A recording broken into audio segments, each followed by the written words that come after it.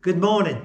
Good to be with you today. We are going to look at one of, I think, the most interesting books and enjoyable for books for me to read in the Bible.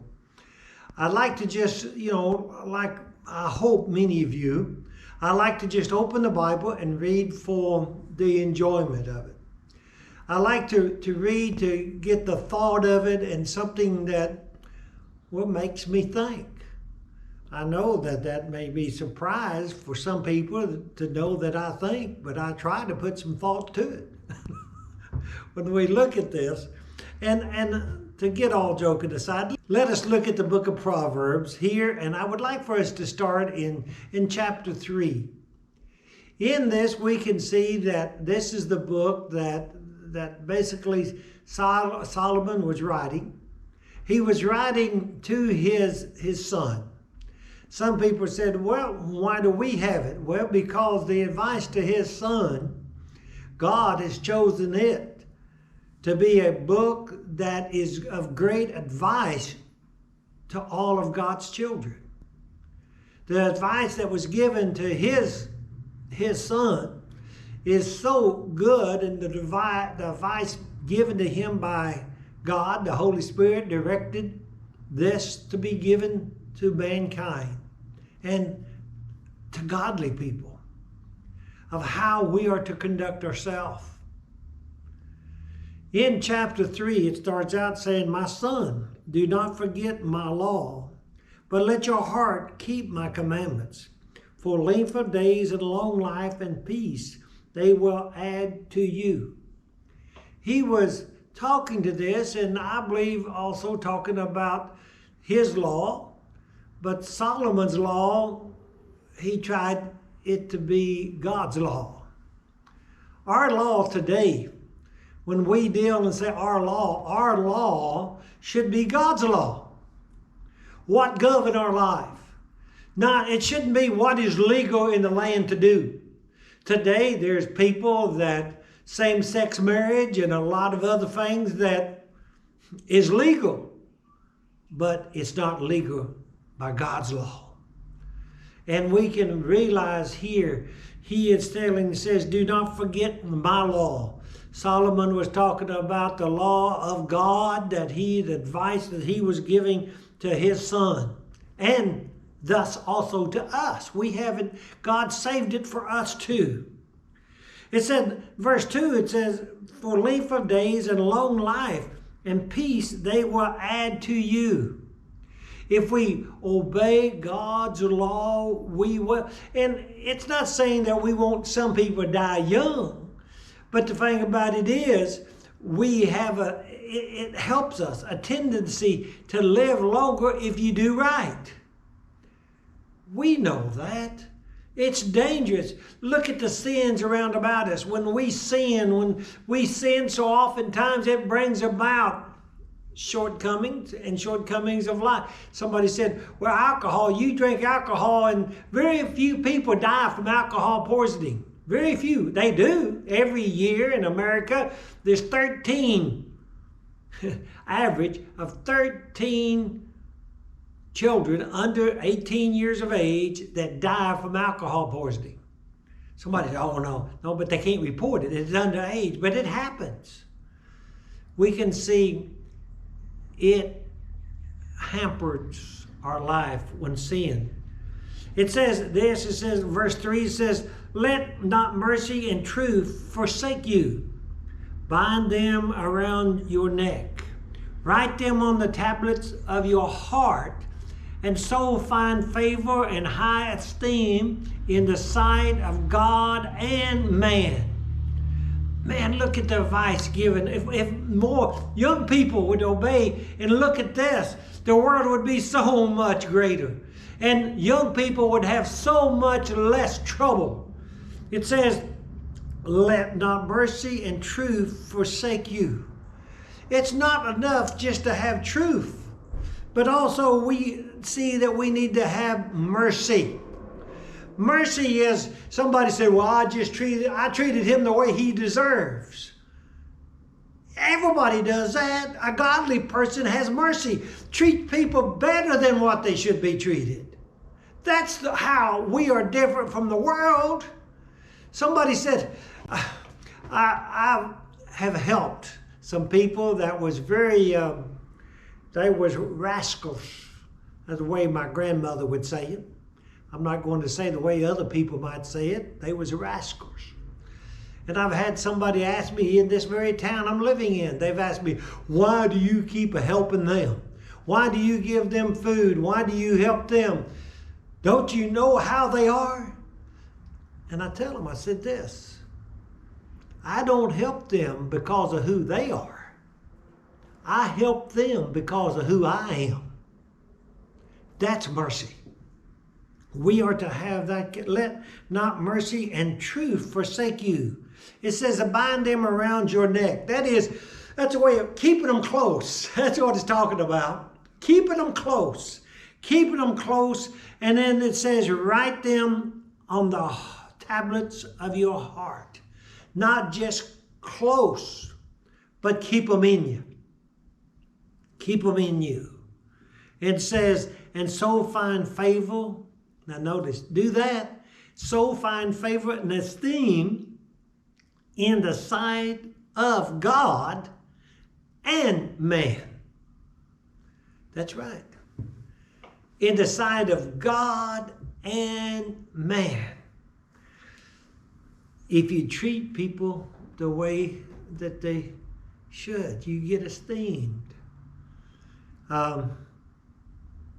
Going to some experience, that's one thing about when you get to be my age, if you hadn't learned from experience, you're going to die with it, but you can learn from it.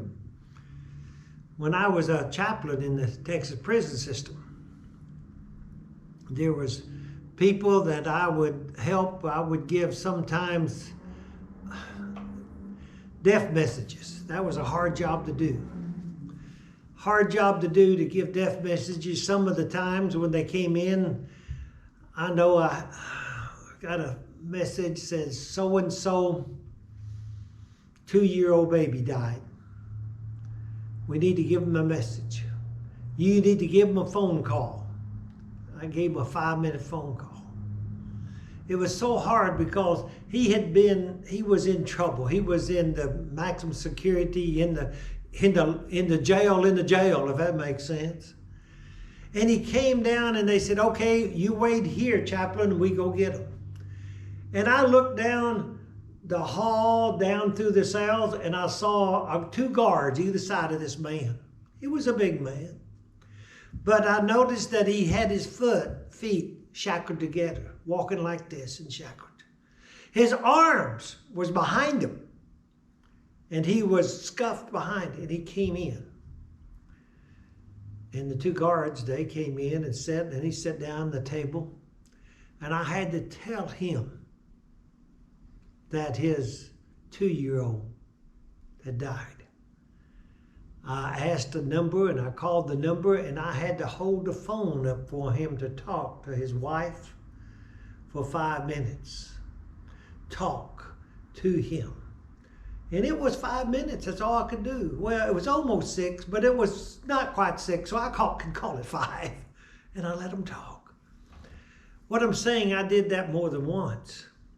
But the thing about it is, when I saw those men later on, and I was walking through and somebody would say something, or one thing about prison, you got to find out a lot of cuss words in a lot of languages. But it's funny how those fellas, when I walked around and somebody'd say something, somebody that I gave a phone call or do something like that, they would look at them and they would tell them to be quiet. They might not say it exactly that way. I can remember saying, leave him be, he's a chaplain. He's a good man. And that was one of the greatest compliments that I could give. But the thing about it is, we do that when we are that type of person. Who what?